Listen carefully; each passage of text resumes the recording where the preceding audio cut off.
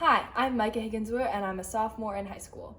Recently, I organized a walkathon to support Arts for All, an organization which offers accessible artistic opportunities to children in the New York City area who face social, economic, physical, or emotional barriers to exploring the arts.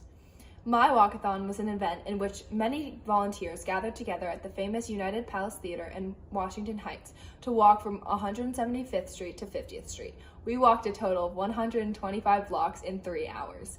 Each volunteer reached out to contacts like relatives or family friends to sponsor them in walking and donate to our GoFundMe page.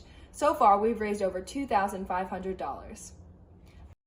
I love the arts myself, and I've been doing theater since I was 8 years old. I believe that every kid deserves to have such a positive experience with the arts, and I wanted to support an organization which works to achieve that goal. Organizing this walk taught me to pursue things that I love while also helping others. It also taught me how to take initiative and reach out to an organization that I can support. I also learned how to rally people into supporting an idea I had. The GoFundMe page is still open. If you are willing to help me support Arts for All, be sure to make a donation today.